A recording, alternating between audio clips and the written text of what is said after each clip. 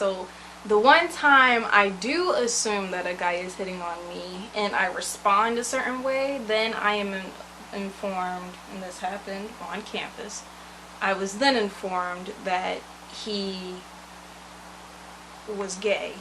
Oh. And so then I followed it up with congratulations. Are you serious? I'm like, oh, congratulations. Like, I don't know why. I don't know why.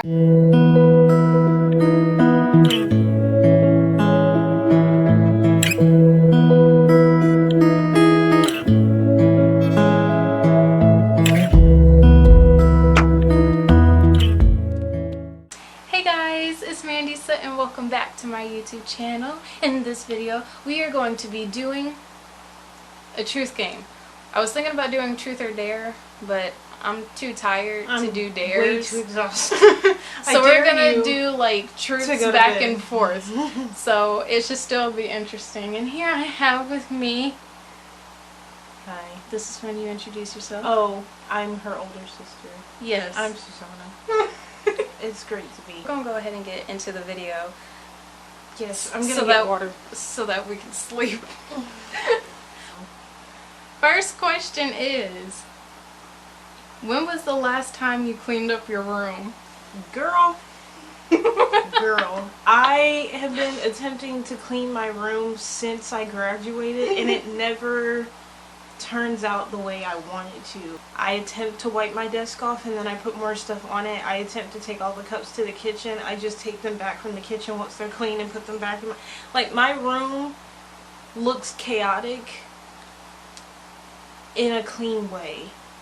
It's just messy in my head and it bothers me. Before I was asked to make people masks, because before that we were all good. Nobody was asking anything of me, so I didn't have to pull anything out. The only stuff I was pulling out was my stuff to vlog. That's it. At least your bed's made. Have you ever broken something in the house and blamed a sibling? No. No. What's the point? Talking about breaking stuff, I remember one time, and this was years ago, and it kind of makes me squeamish thinking about it now. And also how stupid and over dramatic I was with this. But I remember being in the kitchen and I broke a glass cup on accident, and then sliced my finger with it so that I didn't have to wash dishes and I could make one of my brothers do it. And this was what? I was like, I'm sorry. Between elementary school and middle school, somewhere in that. You're fired. Next question. No, I'm joking. Seriously? No, I don't feel the need to blame siblings for things that are broken. Oh yeah, I never blamed a sibling. I own up to it. We get out of stuff though. Yeah. I'll be like, this air fryer doesn't look clean. You might have to do kitchen again. Yeah. Okay. What is your most embarrassing moment? I had too many. There's not a most embarrassing moment. There have been a collection. I have one. Of course you have one. Okay. But this is embarrassing for me and the person that it took place with. So, it's a good thing I don't know his name. But I was at work and I'm a barista when I am working, because right now I'm unemployed for the time being. This is on college campus, and this dude gives me his card, and on his card there's a sticky note attached to it, and it has a name and a number. Nice. Oh, that reminds me of something very. Go ahead. So, I thought of one. With this name and number, the place where I work is inside of a facility that's also like, it's a STEM building, so there's like all of these STEM based classes, and then at the bottom on the first floor is a coffee shop, which is where I would work. And so with that being said, I was like, oh, not only is this neat handwriting, but it kind of looks like professor writing. So I figured it was a professor's name and their office number. Yeah, like so he gives me the card, and I rip the sticky note off and give it back to him, swipe him, and excuse him. Mind you, we were in the middle of rush hour, and it was just me and a new worker, like a new employee. So I was trying to make sure she got everything together while I was also doing my job. And so I'm in work mode, and you just hand me a card with a sticky note that has a name and a number on it. I didn't register that it was his until his friend behind him was up next in line and started laughing. And then they left, and he was like, better luck next time. And so that's when it processed in my head how much of an L I literally just handed back to this person. You didn't even just hand him an L. You just handed him the whole alphabet and told him to spell out, try again next time. You gave him all the... gave him all the letters and just called him a whole loser and just said spell it. Again, we've discussed this in a previous video. This is depth of understanding. You have to spell things out for her, or it will not click for her, and therefore you won't get the result that you want either. And so to that dude I say, better luck next time. Walking to my dorm room, or walking past the dorm room to go meet one of my friends. This was my freshman year of college. And I was wearing something cute. I think it had to be something cute. And passing this dude, and the dude was like, do you have the time? And I was like, excuse me? He was like, yeah, do you have the time? I was like, no, I'm sorry, I'm not available. He was like, I'm sorry. The time? And he holds up his wrist as if he was pointing to a watch, and I just remember feeling so embarrassed. I thought he was asking me for my time, like, do you have the time to entertain, you know, my foolishness, in which case I was naturally like, back up, I don't even know you. I didn't realize he was asking for the literal, like, physical, can you tell me what time it is? I feel like that's worse than a guy complimenting you and then you saying, sorry, I have a boyfriend. No, it is, because I really just made a whole assumption that he was asking for my attention, when really this dude just didn't have on a watch, or apparently his phone died and he didn't know what time it was, and I took it as, no, I'm sorry, thank you, next time. He was like, no, the time. It's the way he said it and looked at me that just made me click, and just shut up, Susanna, go to your room. For the rest of the don't even go to the caf, just go sit in your dorm room and think about the mistakes that you have made today. Yes. What is the funniest thing you have ever seen? We were watching this Try Not to Laugh compilation of this K-pop group, and the name of their group is GOT7, and there was just, it was hilarious. Just trying really not to laugh was hard. We failed as soon as the clip started. It never ceases to blow my mind what other cultures find funny. Because Americans, we have a morbid sense of humor. Not morbid. Yeah, we kind of have like a morbid, like, that's really not funny. But I'm gonna laugh at your we find it hilarious because we're Americans. America, woo. But like other countries are countries find things that are supposed to be funny actually funny. And I'm pretty sure they look at our comedies and are like, they think that that's acceptable. Like, that's culturally accepted, I guess. If you ever get the time, I would just go on YouTube and just see how other people view Americans. It's the funniest thing ever. Here, I'll answer first, since you feel some type of way. I think my funniest friend has to be my best friend. I have two of them, and we can never act right when we get together. And I don't mean like, oh, we can't act right, as in we get into all kinds of trouble. They unlock parts of me deep down inside of my soul.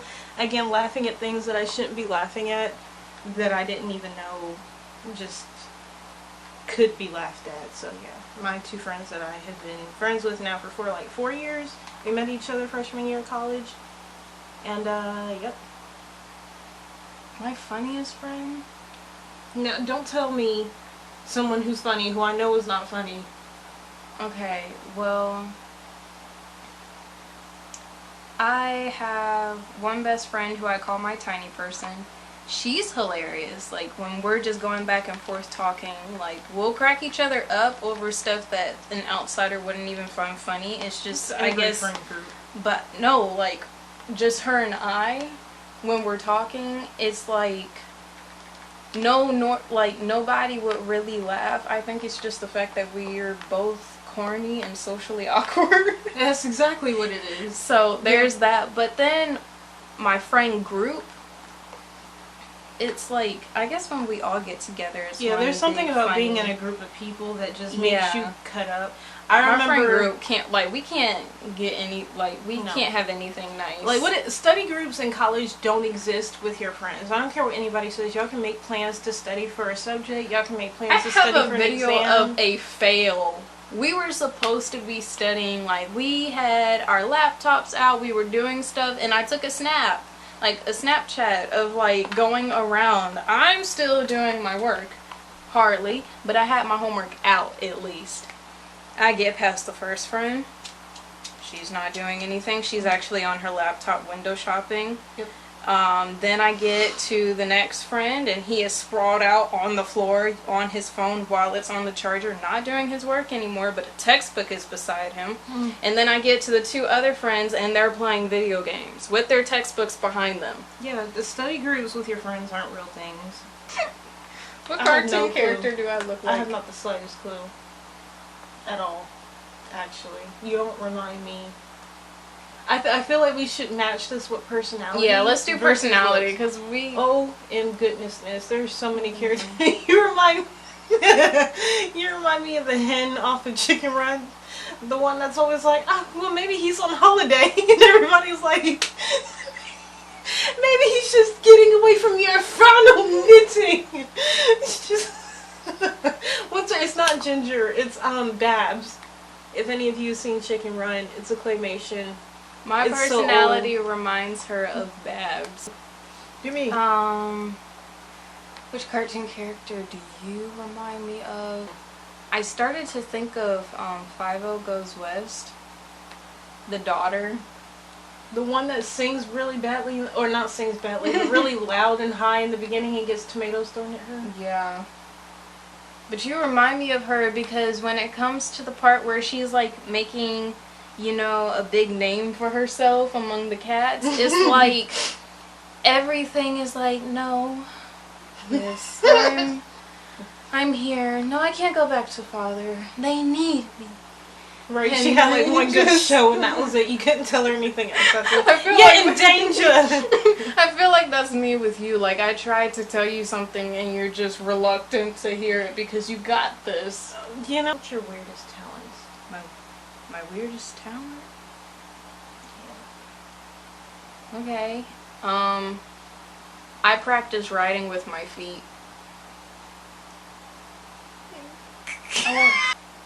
I don't have a weird talent.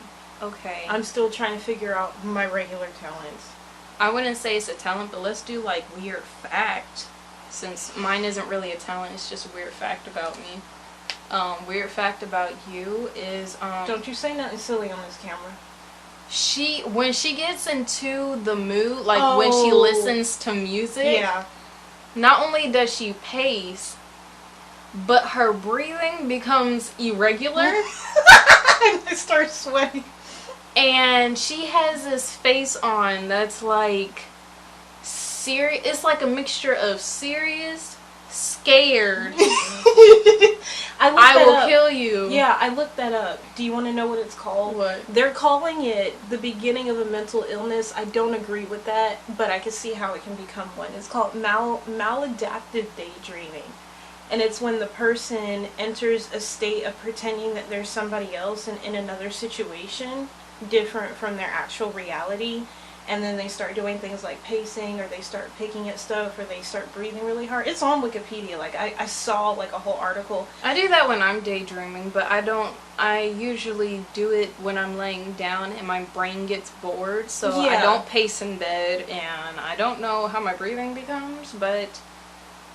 Well, I don't know. For me, when I was looking at the Wikipedia article, I was reading, because to call anything a mental illness, I'm like, you have to do an extensive amount of research, because I don't want to just be deemed, sick, just because. I think where it becomes a mental illness is because people are so focused on being somebody else in their daydream or living a different life different from the one that they actually have. I think it becomes a mental illness when it starts to distracts impair the way you live. Yeah, the way you live. So, but no, she paces and she starts to breathe weird and she makes these weird faces. Because when I listen to music, there's a music video in my head and there's a story. So yes, I go into this very deep state of daydreaming, and I'm not just saying that, like, it's real. So like certain songs over the years have certain scenes that are happening, and no matter how many times I've heard the song, like a music video, yeah, or like a scene in a movie that has music behind it, but like all this crazy stuff is happening, like action movies. Yeah, I get it. It's just when you start. Well, excuse me. Anyway. It's like she's breathing the lyrics. Oh, shut up. Anyway. What is the funniest thing the family pet has ever done? We don't have pets, but I have brothers, so the funniest thing that my younger brother has ever done.